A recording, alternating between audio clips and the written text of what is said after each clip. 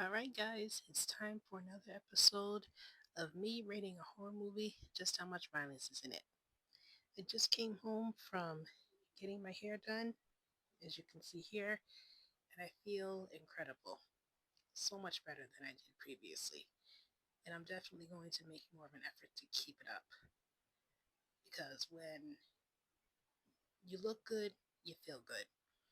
But today I'm going to kick off the start of the Final Destination franchise. There are six movies out, and I think I'm just going to divide this video into two parts. So I'll cover the first three and then the other three in a different video. So let's get started with the very first Final Destination, which came out 25 years ago, if you can believe it. So, like I said, the very first Final Destination movie was released 25 years ago in the year 2000. I was just a kid then, and it's funny, I wasn't really introduced to the franchise until probably at least a decade later when I happened to see the fourth movie playing on the TV in a hotel room. Lord knows I couldn't tell you where I was at, but that was my first introduction to it before I ever knew what the franchise was or what I was actually watching.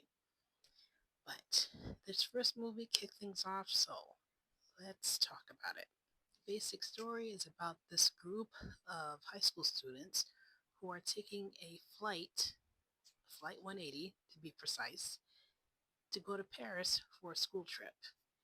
And one of the characters, his name is Alex. I think his real name is Devin Siwa, or no, Devin Sawa. He gets a premonition that the plane is going to crash shortly after takeoff. And if you've seen this movie before, you know that he gets proven right. Him and a couple other people end up getting off the plane with him, or rather, they get thrown off the plane because of the disturbance they caused. But just like Alex saw in his premonition, the plane takes off. You can see it going up, and then out of nowhere, boom. The explosion happens, and everyone is looking at Alex like he's crazy. Because how in the heck did he know it was going to happen ahead of time? Now, I'll leave things there for now because I don't want to spoil it for anyone who hasn't seen it. But I have to give it my rating, and I give it 3 knives out of 5. Because, yes, it is violent. That's why it's on my radar.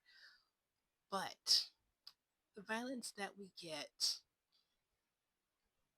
I feel like it's more balanced out with the plot and the exposition and all of that good stuff that makes a good story. So yeah, there is violence, but it's also very plot heavy. And the violence that we do get, yes, it is gruesome, but it's not like people's limbs are being cut off. Not yet. They save that part for the later movies, but yeah, 3 knives out of 5. If you haven't seen it, you can check them out, I believe, on HBO Max, if I'm not mistaken. Okay, and now we're on to Final Destination 2, which came out, I believe it was less than 3 years after the original.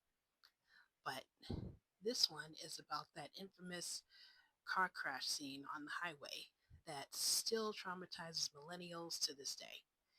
People can look at us like we're crazy all we want, but that car crash that happened is probably the most realistic thing out of the whole Final Destination franchise, if I'm being perfectly honest. But let me stop yapping and just give it a brief summary in case you haven't seen it. So, like I said, this came out pretty soon after the original. I believe it was 2003, if I'm not mistaken. But as I mentioned, it centers around this huge car crash that happens on the highway. And this time, the main character is a girl named Wendy, if I'm not mistaken. She sees the crash before it happens and stops a bunch of people from being part of the pileup. And much like with Alex, everyone's looking at her like she's crazy because how did she know in advance that it was going to happen? And then, in true Final Destination format, everyone who survived the crash starts dying in the same order that they would have died had they died in the car crash.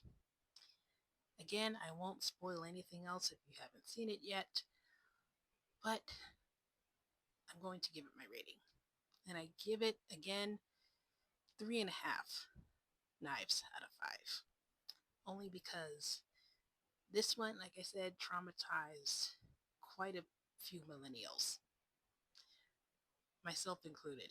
And anyone will tell you that anytime they see a log truck, they move in the other direction. That's how bad it's gotten. But yeah, 3.5 knives out of 5, only because this one is a lot more brutal than the original. In Wendy's Premonition, you see a lot more bloodshed, a lot more chaos, for lack of a better word, but it's pretty wild. And again, if you haven't seen it, I believe you can find it on HBO Max. And now for the last movie that I'm going to cover in this video because I don't have enough time to cover all 6. And Final Destination 3, I believe, came out another 3 years after Final Destination 2 in the year 2006.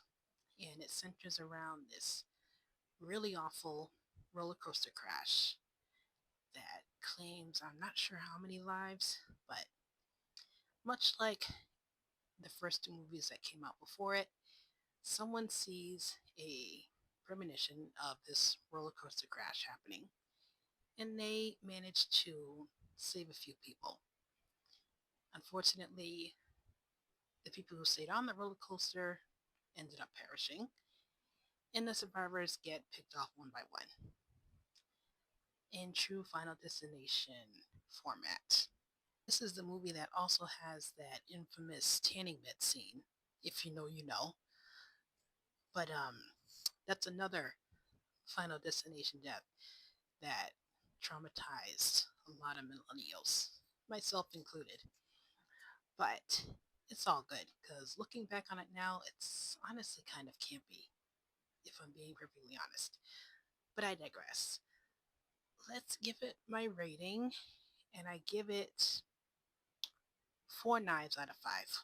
Only because we had to watch that tanning bed scene for an extended period of time. A little bit too long, in my opinion. But also, I'm pretty sure this one had a lot more deaths in it. I would have to double check, but I'm almost certain. Again, let me know what you guys think about any of these 3 movies. Like I said, I'm pretty sure you can find all of them, if not most of them, on HBO Max. But I will see you in the next part where I cover the last 3 Final Destination movies.